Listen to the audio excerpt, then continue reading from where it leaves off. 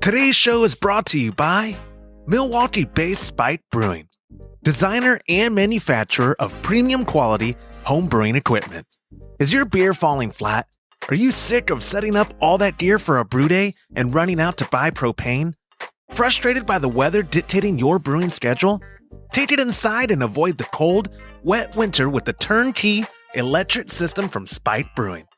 Trusted by homebrewers and pros alike, the Spike system will change the way you brew and take your beer to new heights.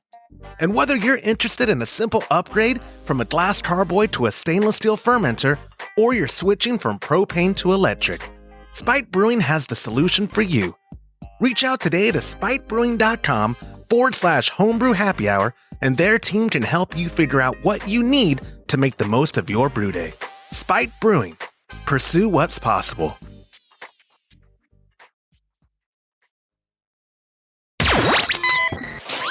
Entertaining shows with content that spreads information and sparks discourse throughout the community. This is the Pearl Media Network.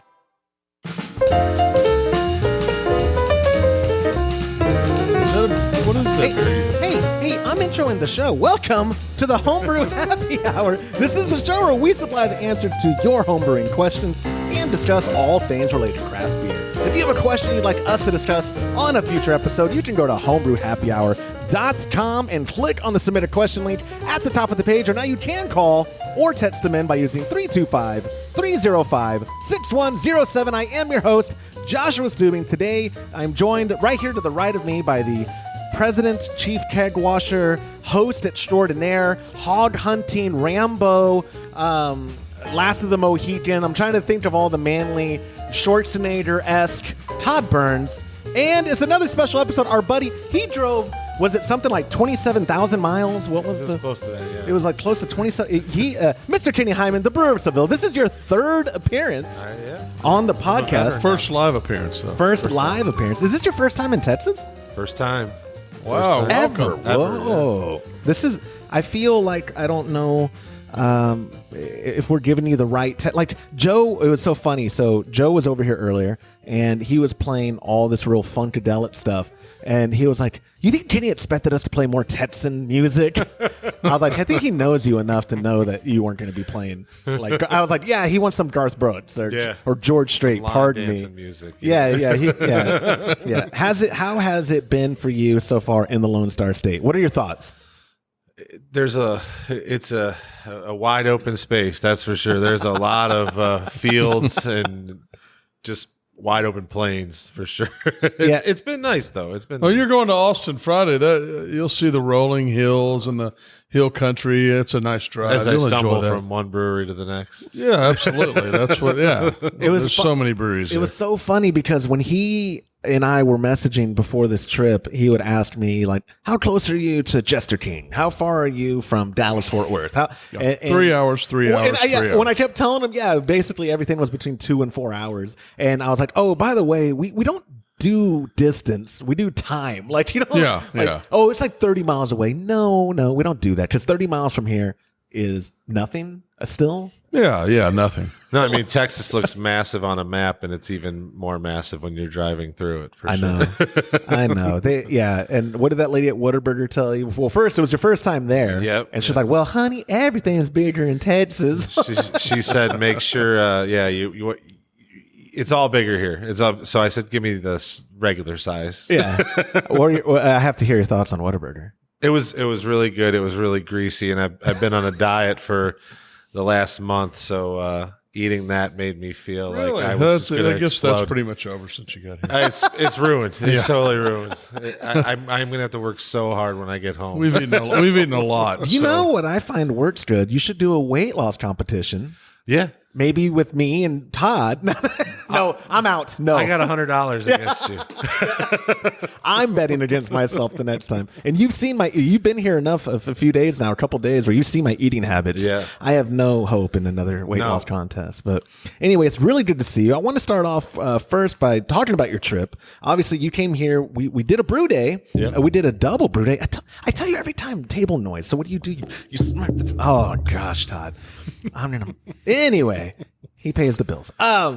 We did a double brew day. We used the Todd's 3-vessel system, and we used that really nice, pretty new Spike electric all-in-one. I have a hard time. They call it an EBIAB, but the last B for them stands for basket. When I see BIAB, I always think brew in a bag, right? And it confuses me. So I still have a hard time wrapping my head around calling it an EBIAB system. But it's an all-in-one electric system. It was a prototype they sent us. We're gonna have a full review video overview more than a review. Because it was a prototype, there was stuff about it that's going to be different when it goes to retail. But before we get to all that, you drove from the not Cincinnati, Cleveland. South of Cleveland area, and you made this like your grand beer tour. Yep. How's it been? So to start from, did you just go straight through Ohio because that's old hat? You already knew all those breweries. Oh yeah. So I stopped in Indianapolis to visit my cousin for lunch when I left, and they have a brewery right down the road from them, so they had picked up a growler of an IPA there, so we had that, and then I made it to St. Louis on Sunday night. And in St. Louis, I visited Side Project Brewing, which was phenomenal beers. Yeah. And then I went over to Schlafly, which they had a really good Cubano sandwich that I had there. And they had some really good stouts. I was really thirsty for stouts this week, so I made sure I hit every stout that I could find, and I went to a place called Four Hands that had a chocolate milk stout on. It wasn't nitro, but it was phenomenal. I mean, it was just so good. Good body. Made sure I got some of that to go. Yeah.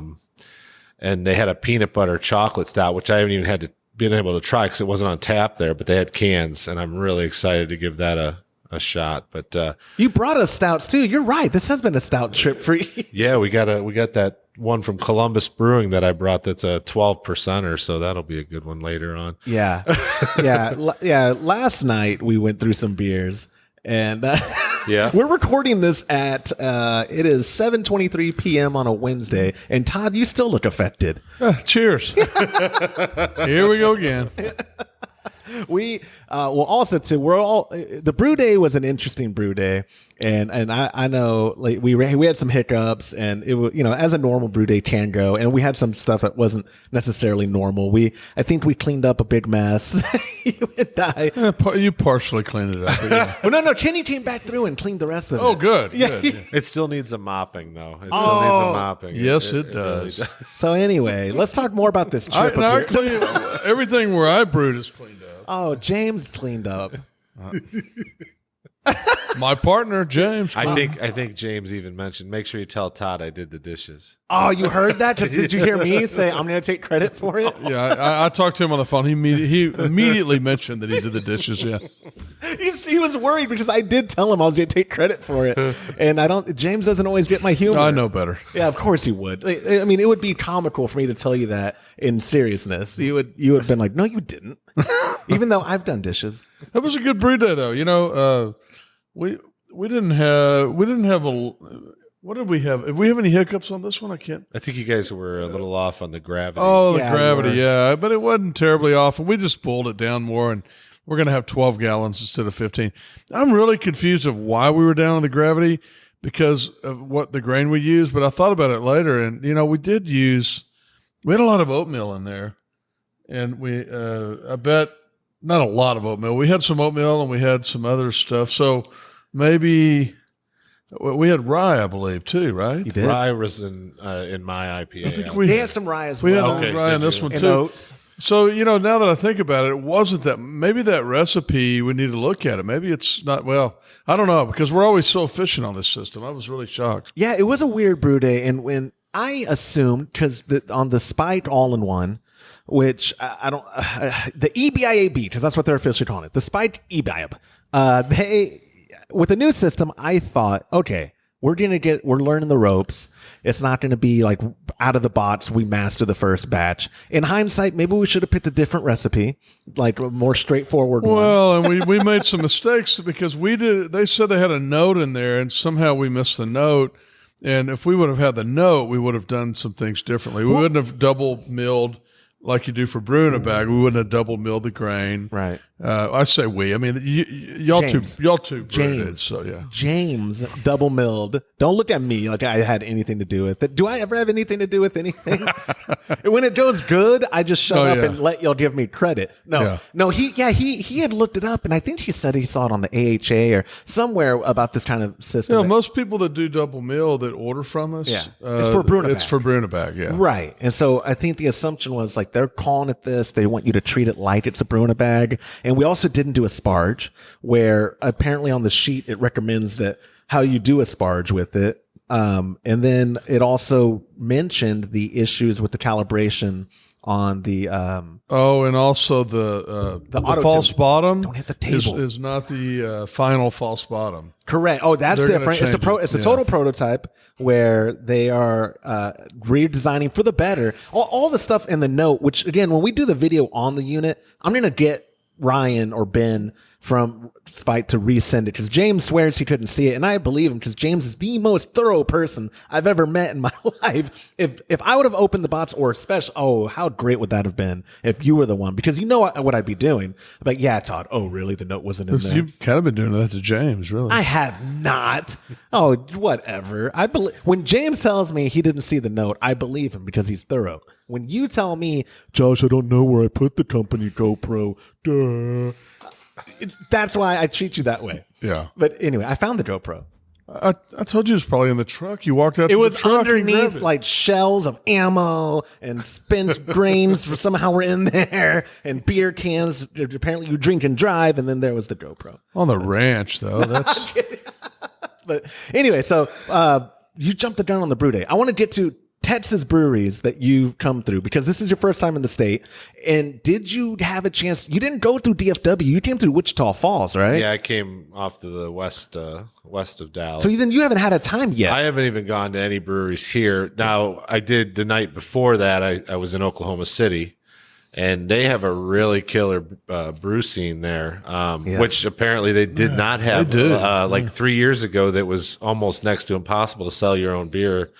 They had to go through multiple levels.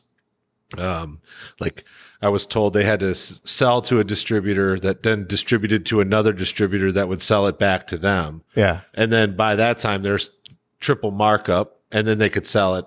But 3 years ago, they said they changed the beer laws there. Now they can sell it in the tap room.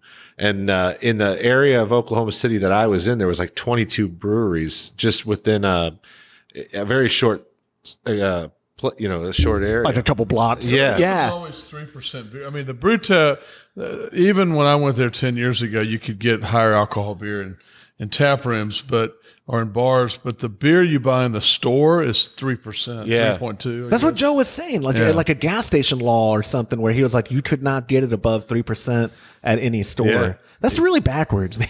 Well, it's so crazy. Every state, it's damn. We just lost more listeners. Yeah, our numbers are dwindling. The beer laws are it's so crazy how they vary from state to state. You know, as you pass through, like in Missouri, like breweries were closing at 7:00. In Ohio, breweries are open till 10, 11, midnight on Sunday. They don't care. Yeah.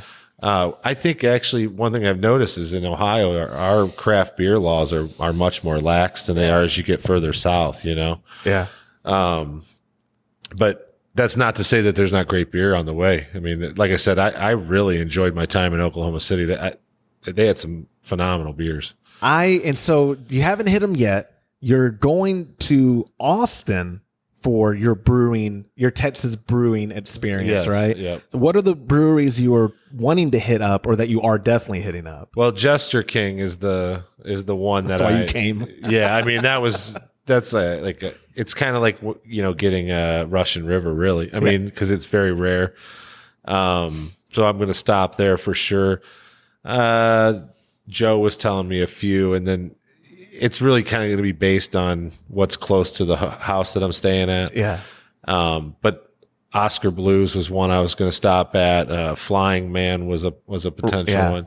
And these are breweries I've never heard of. Oscar Blues, of course, I've heard, and Jester King, but there was some that I've never heard of. Yeah, Joe told you Pint House, which I said Pinehouse Pizza would be great, especially because you're all into hazies and funky beers. But Pinehouse is not conveniently I say not convenient. It's like a 20-minute drive from where you're at. But the Uber, because you're responsible, you told me, is going to be like $40 or something. Yeah, it was really high. So, but those prices vary. Totally. Based on supply and demand. So we'll see what it's like on Friday when I get there. I was telling him, Todd, that because South by Southwest got canceled, they're just trying to make up for it. To charge, because I was surprised. He showed me what it would cost. Surge charging for sure. Yeah, that's bizarre. Yeah, with that being canceled, can you imagine that had a huge like $370 million impact on the economy in Austin? So I think I heard that they usually have about 400,000 people come through during that. I think not quite. It's like 100,000. I thought. Okay. Yeah. I mean, I don't know the numbers. I don't even know how they project the numbers. I don't know if that's just wristbands they sell or whatever. But I was really surprised. I happen to be very knowledgeable on it on because there was an article in the Wall Street Journal about it yesterday, and they said it was 100,000. Breakfast out, Kolsch. Do you want to go there? Do you want to name drop the Wall Street Journal? His dad shamed me last time I was up here. Y'all were talking about this article, and his dad. We're outside. I'm smoking a cigar. It's like 7 p.m. or whatever. And he goes, I read just this nice article in the Journal. Well, Josh, you get the Journal, don't you? And I said, no, Mr. Burns, I did a trial and I didn't see really the value. And he just stopped me there. He goes, oh, for shame. We like our Journal. It's so goofy because you get the print a day after. You're living in the past, man. I'm in the future. Still happen. I'm a history buff. I'm on Twitter. I'm a history buff. That was funny. Okay, I like that. That was a good one there. Yeah, I think you're gonna love Austin. We have a couple of bottles of Jester King. Yeah, we do. We're gonna crack them. We're gonna crack one of them at least one. Yeah. And we're gonna let you pick which one you want to open because Todd you've had those for a while. 3 years. And I think the good thing about the good thing about Farmhouse Ales, right? Man, you can let them go. The funkier, the better. Exactly, yeah. And the last time we opened one that I was around was on your birthday, your 50th birthday. I think you were gifted like 4 of them. 4, yeah. And we opened one that night, and it was a Farmhouse Ale. So I'd rather us open it earlier in the night than later because it's the kind of beer like I don't want my palate wrecked before having it. Yeah. Because then I'm just going to keep making terrible assumptions about Farmhouse Ales. So, when I mentioned Side Project, they do a lot of Farmhouse. And, I used to be a huge sour guy. I was really into funky beers, and I kind of have gravitated away from that and more towards lagers. So I've gone to the other end. Welcome. Welcome to the good side. Yeah. But with that being said, I mean, again, it's a Jester King beer. You're not going to pass it up. You're not I've heard so much about them, and I'm very excited to try it and get over there. We take it for granted. And by we, I mean, I think like people who are into craft beer that we can get it anytime and it's right there. And whenever they do bottle releases, and I have friends who do, like Joe was telling you, people go and they hire day laborers to come stand in line for them. They pay them the $50 or whatever to get, because they limit it to like 2 bottles a release or whatever. Yeah. And so people go hire a dozen day laborers and show up. And I forget how big a deal Jester King is. Like they're crushing it. And I forget their head brewer's name. I forget her name. I follow her on Instagram. She's like a world traveler now. I don't know if she's phoning in these recipes because they have her just all over the world. But Jester King is a lot bigger of a deal than I ever would have thought. And I think Pinehouse is getting that way too. Where Austin, what was it, like a decade ago, like Austin Beer Works dominated the craft scene, the local craft scene in bars or whatever. When I was younger, it was a Copper Tank, and it went out of business, right? That, like almost 15, no, not quite 15 years, over 10. Copper Tank. Yeah, I'm old. You're gray haired, didn't give it away. Actually, you've been in Cotton Top. It's white. It's white. Yeah, it's not great. At least you have hair. You guys both. I'm losing it. But anyway, so yes, you're Jester King. You're hitting up. You're gonna enjoy that. Are you hitting up breweries on the way out, or are you just going? Yeah, home? no, I'm going to be in Little Rock, Arkansas, on Saturday, and I've got a list of a few there. Who knew that Little Rock even had a beer scene? Yeah, you mentioned Oklahoma City. I actually really like Oklahoma City, and I really like Little Rock. They're nice little communities, real cool, down old old downtown. And, Oklahoma City, it's almost like a river walk there. Did you go to that area? No. Okay. Is it really? Yeah, they I have didn't an know area that's kind of like the river walk. I hear such cool things about Oklahoma City, and I've never been. Well, I will say one cool thing that when they took me to the first brewery, which was called Twisted Spike, like I started talking to awfully him. violent. I started looking around, and like Prairie was there, and I literally walked to every single brewery that I went to that night, and I don't think I walked more than like 3 city blocks. Wow. Speaking of Prairie, goodness. They are killing phenomenal beer, and where I was their, it was kind of their experimental nice. brew house. Yeah, I guess they have maybe in Tulsa, is there okay, I don't somewhere or Norman, something like that in Oklahoma is their main production facility or whatever. But that was their experimental and very talk about good. Stouts, man. You brought some bomb with you to take home. Yeah, Woo-wee. yeah. They had another one there that I really wanted to try, but they unfortunately had ran out before I got there. It was like a vanilla caramel or a caramel coffee stout. Interesting. It just sounded, it was like 13.5%. It sounded amazing. But you don't go small. I've No. learned after talking with you the last couple nights. It is go big or go home. And Kenny drinking Highman. with him. Yeah, that's what well, he was telling me about like some event you went to, and you're like, all the beers were like 11% and up, and I was gonna drink them all, and I drank them all, and a gallon and a half later, I was the winner. oh yeah, no, that was the beer fest in Virginia I go to. It's like first year I went, I drank about 1.5 gallons. The second year I went and I drank 1.75 gallons. So I'm shooting for 2 gallons this year. No, that's the wrong. Yeah, this is where I insert one of those motivational, like, stick to your dreams, kids. Don't do as I say. Do as No. If you believe it, you can achieve it. I've not kept track of. Last night we went through a bunch, and I was actually happily surprised with how I felt in the morning. I was like, man, maybe we need Kenny around more, because I could have ran a marathon this morning. He talked us up, and he's like, he made some comment about me looking hungover. Death warmed over. Oh, shut up. I was like, I said something along the lines like, oh, I'll run a 5K right now. And he said, just because you're an idiot doesn't mean you're not hungover. What are you talking about? I feel great. I'm walking my hands. Look at me. I'm exercising. And you're like, no, you're hungover. Okay. Whatever. I took my Flintstone vitamins, man. I felt great this morning. Remember we sat there, and at one point you looked at your watch, you're like, dude, it's 1:15. We should probably go to bed. And I'm like, if you want. Yeah, that's exactly what. Well, as you had just told me that 9 p.m. is your normal bedtime. It is, but when I'm on vacation, that goes out the door, much like the diet. It's out the door. And speaking of vacation, unfortunately, you're not going to HomebrewCon this year. I'm not. No, we're going on a family vacation in North Carolina instead. I just couldn't pull off 3 expensive trips. I'm not sure any of us are going. You know what? That's a good point. We didn't talk about at the beginning. I'm not super convinced Craft Brewers Conference is going to happen next month, just because it's been very popular lately for all these conferences to get canceled. My favorite headline on Bloomberg this morning. Todd, do you read Bloomberg? Bloomberg.com? I do, yeah. Oh, damn it. Well, on Bloomberg.com, the headline was Coronavirus Conference in New York City gets canceled due to coronavirus. Real headline. I love this. That's actually funny. I love this simulation we're living in. But yeah, it was the best. But I'm not willing to make a $5 bet, because you would take the over that they're going to cancel it. Like, you're convinced that they're going to cancel HomebrewCon. I think they're going to cancel the Craft Brewers Conference. Yeah, I would be surprised if they didn't. How a bummer, because it never comes to Texas. Yeah, and it was going to be in San Antonio. It's going to be a ton of fun. The Riverwalk is so beautiful. As touristy as it is, it's so fun. Yeah. And I'm crossing my fingers that they don't, because I have such good time. I honestly, man, as this goes further, HomebrewCon, GABF. I mean, who knows where how far that can't. I mean, the economy is just going to suffer hugely in the craft beer world. Yeah. Which maybe means more people will stay home and brew beer.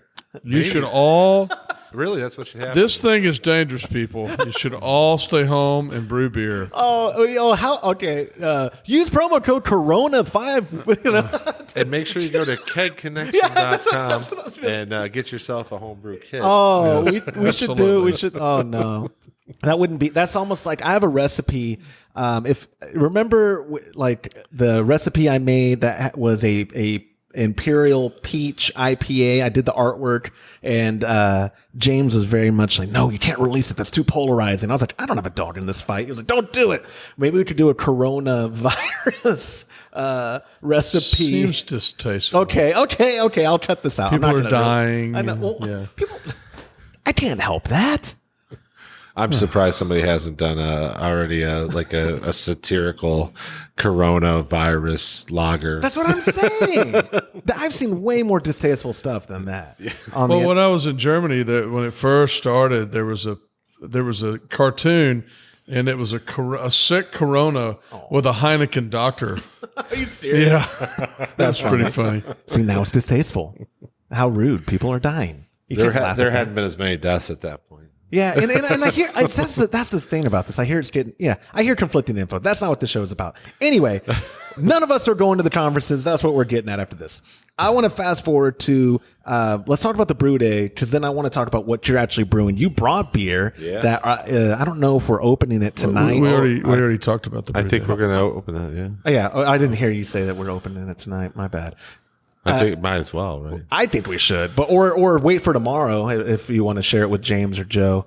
I don't want to, but you brought beer. We've already, when we've had you on in the past, we've talked about your labels are award winning. You were telling me about all these prizes that you got from it. Have you entered this label in yet? Because that's clean, man. No, I'm going to enter it in there's the homebrew label award contest that I think that Grog Tag sponsors. Whenever that comes around, I'm going to enter that one for sure. Yeah, look at that. If I wasn't connected to so much stuff, I'd run it up to the camera. I'll put it in the show notes. Your label art. When you entered our label, cool. Wow. You entered our label contest that we did. Yeah, and you wouldn't let me I had to win. message you and say, "Look, man, obviously I love your label, but like we're your friend. We can't do this. You've been on the show twice. And we can't do this. Yeah, it wouldn't have looked right, I suppose. It wouldn't have looked right. And you don't want our prizes. Let's be real. Come on. It was a signed Kolsch glass. But, you don't want our prizes. But yeah, we'll talk about the beers you're brewing. We'll talk about the system. Let's talk about the brew day on Spike. You weren't necessarily a huge part of it, but you were on the phone on my behalf with Spike as I had questions, because I'm too cowardly to call them myself. That all-in-one. Have you ever brewed on an all-in-one like that? You brew almost exclusively on all-in-ones, right? I do, but much smaller scale, 110 scale, never a 220. The speed in which that heated up was pretty phenomenal. That was definitely a very positive thing. Watching it go, from at mash we were trying to be 152, and we were up to boil in, I don't know, 20 minutes, 30 minutes. It was quick. So it was really quick. And it's massive. And that you and I picked up the malt pipe. That was heavy. It was heavy. I mean, we had 30 some pounds of grain in there, plus, the weight of the water. It was not light. Yeah, no, doing it, if I had to do it on my own, I could have done it and then pulled my back. Like I would have had a hernia sponsored by Spike Brewing or something. Like I could have really gotten hurt. Did you ever? Oh yeah, you did feel the weight at first. You're the one who told me, dude, you can't do this, because I made a joke like I've been working. No, I couldn't have lifted it. Because I had that back surgery. There's no way I would try to lift that. Yeah, or neck surgery. It's all the same. Same. The neck bone's connected to. Well, It was weird because I had neck surgery, but my back's what hurt. Like, oh yeah, it's like the back's. I don't know where it ends and begins. So. Yeah, that's called nerve damage. I also think he didn't want you to lift it by yourself, is because now he's liable once your spine rips out of the back of your body. It's true. It is true. Yeah. Am I covered under some kind of corporate plan? No. Okay. Darn. Anyway, that foils my plans. Believe it or not, we have all these units. James has done reviews. We've had a ton of all-in-ones in our presence. You've brewed on that's what we share in common. You've never done an all-in-one brew day on your own. On my own, no. Right? Y'all did that one in Germany on the Foundry. Yeah. It was fun. And one thing you did comment on that was the 220, how much nicer that was. Like, it was night and day difference from getting up to your temperature. It's so hard for me to brew 5 gallons when there's a 15 plus gallon system right here in the barn. So. Hey, but y'all only got 10 gallons today. 12, yeah. Yeah, well, I mean, yeah, it wasn't worth putting another bucket out. I was surprised because, again, James, knowing him, he was just like, I'm only taking 10, okay? That's all we're going to take. But yeah, on that system, the whole design of it, like, let's start with that. We'll do it like an overview of it. It's very unique in how they built it. Like, it's Spike made solid equipment. And the first thing that you notice is how pretty like the equipment is and how sturdy it is. They did a real good job on the design. I think we could agree on that. There were some things about it that they're apparently changing. Like what would you call that? The taper? Yeah. Was a little much in clogging the flow of the wort, right? Yeah. Like that was one complaint that we had and caused us issues a couple times. Yeah. Obviously, again, even if we didn't double mill, there was still going to be a little bit of issues with the draining part. I believe we kind of concluded. Yeah, we definitely needed to kind of stir the mash at the bottom to get the drain running. But yeah, I think that the double mill might have played a factor in that for sure. And it had the circulation pump so that you could kind of voil off and at the top there, but it just wouldn't drain fast enough. And again, it's kind of hard to say that for certain if it was the grain or if it was just a lack of, the false bottom not being vented enough. Cause, looking at, Robo Brew and Grainfather and all the other all-in-ones that I've seen, it's more of a just holes in the bottom. These are slots. Yep. So, and the slots are cut maybe a little bit thinner than they needed to be. And they did mention that was one thing they're changing. Yeah, they're going to make the slots bigger. The one they gave us was a prototype that had the old false bottom. And they totally, they already knew, I guess, before they sent this out, like, oh, we're going to have to change this or people are going to complain and have a problem. That was one, when we had Ryan on, not just the show, but when I had him on the Q&A, one thing I did notice that I have to give them credit for is Spike is very good at receiving criticism and turning it into the next edition of whatever their product they're releasing. Because I don't know if you mentioned to Ryan, if we had already discovered the issue, that tri-clamp at the top, that valve, you could not regulate the flow. No. Well, it's a huge valve. The orifice is just so big that when you start to open it a little bit, you're getting full flow from the pump. And we were able to get it shut down at one point fairly well, but we had to work at it a lot.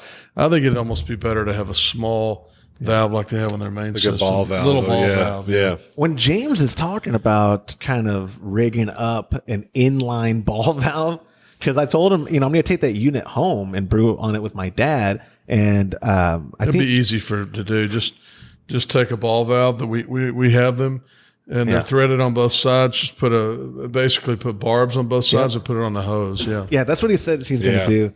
And I think that would go a long way because that was a big factor in our brew day follies of having to man it the whole time. Well, because there was no regulation at that valve, we ran into some situations where the temperatures fluctuated dramatically, like 10 to 12 degrees. So, you think you're mashing at 152 and then it shoots up to 166 and then it drops down to 148. And you just we don't really know. And we kind of experienced that our numbers weren't right. We had to add a little bit extra to get the numbers up, or we did a 2.5 hour boil to get to hit our gravity. So I had enough time to go run some errands. Yes. Yep. And I told Todd I was doing something for work. I went and saw a movie. That new Vin Diesel movie, guys, it's great. But anyway, I think the unit, I'm excited to get it in the hands of my dad, he's never done any all-in-one electric brewing. And I'm going to just give him the updated instructions that we have.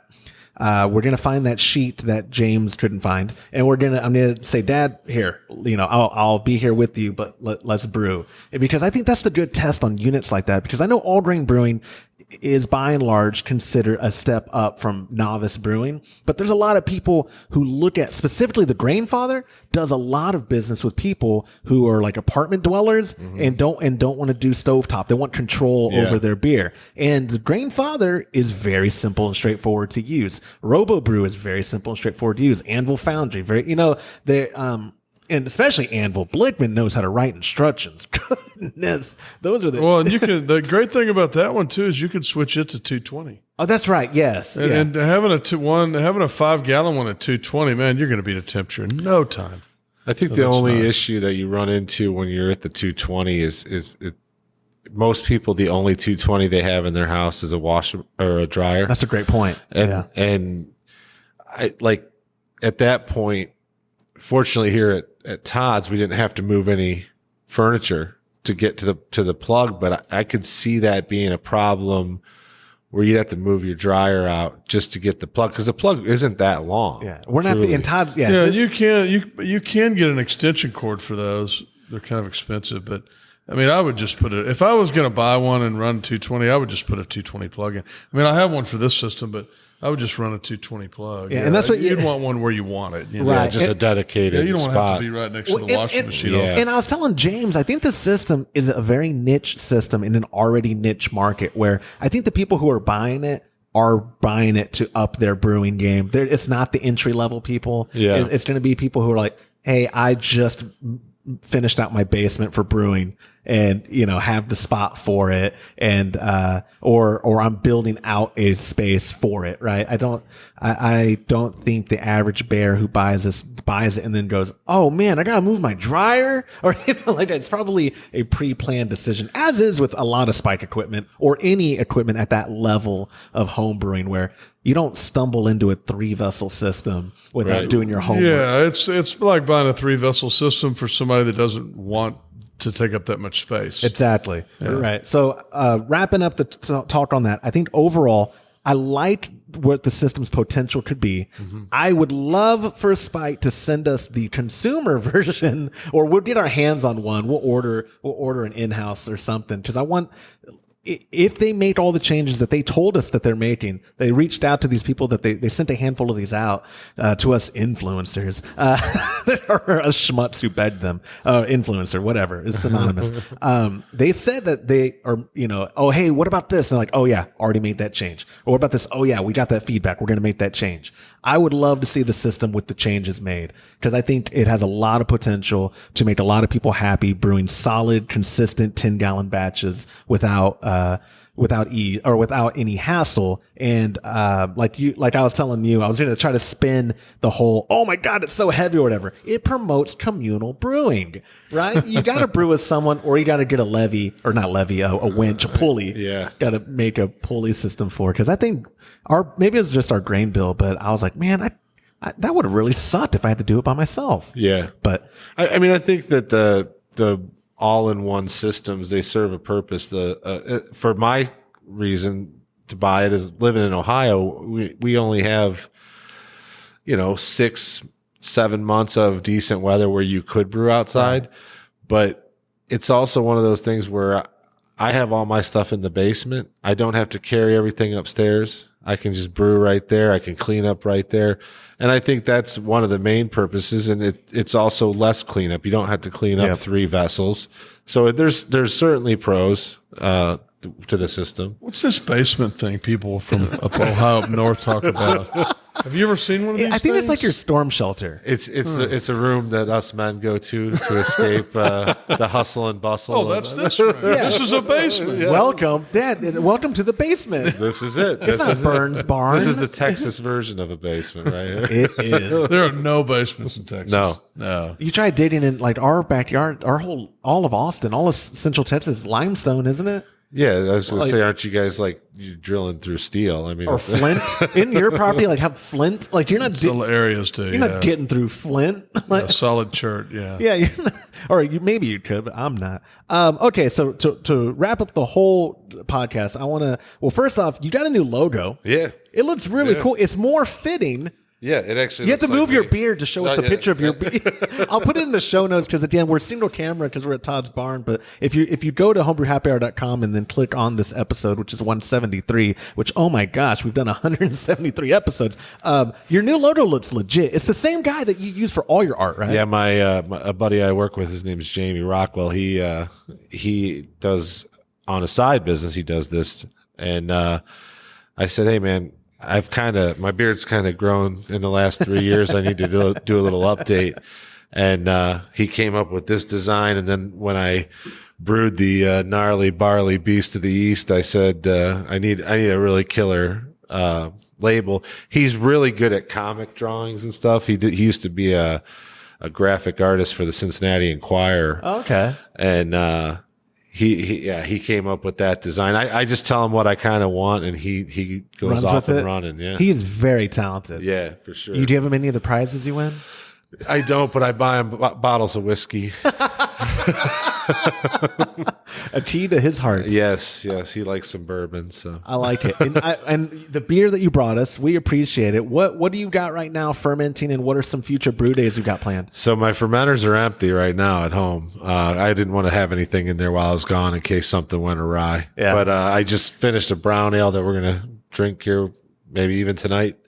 And The Spotted Dick. the spotted dick. What? Yes. Spotted dick. Yeah. That's so funny. First time I ever saw that in a can. So, Joe saw the can when he was walking by, and he said, "Spotted Dick." What? And then he saw the word "what," and he said it like, "What?" That's funny. It was. So I have I should be getting my new glycol chiller Hey. from Craft Brew, which they did a Kickstarter. It seems like 10 years ago, and I ordered it was June, wasn't it? Yeah, it was. It was at last Homebrew Con, and I thought I was going to have it in November, and some things I guess got pushed back, and I got an email the other day that I should have it within the next 2 weeks. So I'm going to really be brewing a lot of lagers.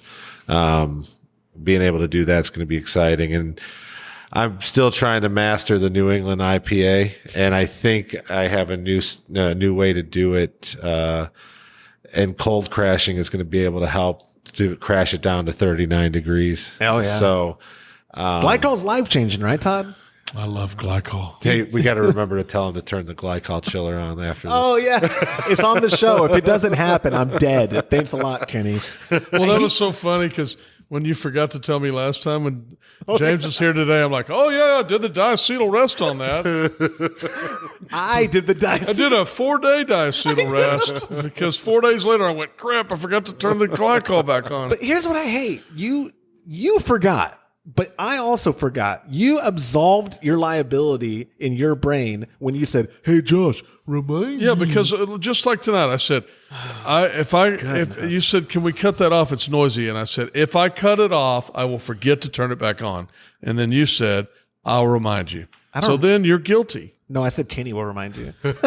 Well, you did say that. And I just did. Yeah. I just did. We're He right just near did. the end of the Yeah, show. just stand up and go turn it. No.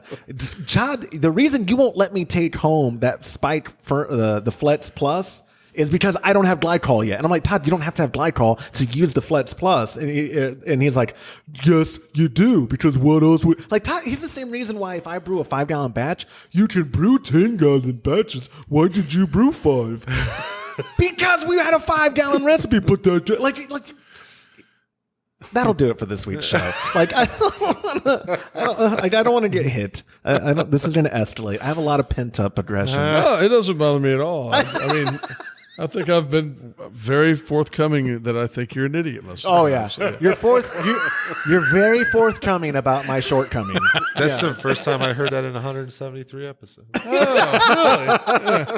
And you've certainly haven't heard it this week. Yeah. No. Okay. And he also doesn't listen to There's the show. nothing but love in the room. Nothing but love. But yeah, so hey, I really do like joking aside and all that. We thank you for coming down. Yeah, man. Thank It was great Thanks for having me. It's been we hope awesome. we can be good hosts, and by we I mean Todd and his lovely wife. It's been great. The food's been phenomenal. Yeah, the food. I is, still don't know how he beat you in the food in the weight loss because contest. I come up here all the time and I eat 3 portions. You watch me, Liz. Liz is the reason I come up here. Like, she's the reason I took the full-time job. When I used to work out of his backyard, I would get there early because she would make me breakfast if I got there before 8. Yeah. And then she'd always make lunch. And sometimes I would work late. The only time in my life I volunteered to work late was because I would stick around for dinner too. Do you remember that? Yep, I remember. It's like, Josh is still here. Yeah, he's still cleaning kegs. I was back there twiddling my thumbs like, it's almost 6 o'clock. He said you never paid him much when he first started, and I think it's because you had to spend so much on food on him. well, that and he was doing manual labor at the time. Yeah. And bad. I was bad at manual labor. He gave. If somebody only does a fourth as much work as an average person. You're being polite. Anyways, Kenny, thank you so much. We'll have to have you. We've talked about having you more on. Obviously, not coming down here, but remotely. Did he just call me a moron? No. We talked. He says that to me all the time. We talked about having you on more often. Okay. Sometimes I mutter and I need to articulate better. But thank you for coming on the show. Thank you for visiting us. And I appreciate you being such a good guest. We've had a lot of fun, and I hope that your safe travels on the way home. All right. Thanks, guys. And that will do it for this episode of the Homebrew Happy Hour. If you have a question you'd like us to discuss on a future episode, you can go to homebrewhappyhour.com and click on the Submit a Question link at the top of the page. Or now you can call or text them in by using 325-305-6107. Thank you to our show sponsor, Spike Brewing Equipment, for supporting us and the home brewing community. Learn more about their incredible equipment at spikebrewing.com/homebrew happy hour and make the most of your brew day. On behalf of Todd Burns, the absent James Carlson, and the Pearl Media Network, I'm Joshua Stubing. Thank you for listening.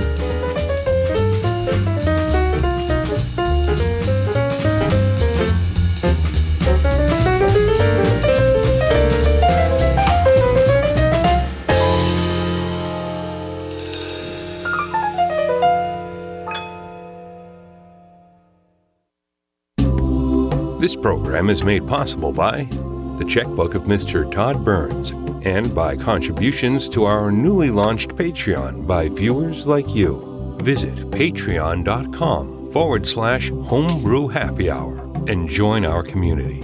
Thank you.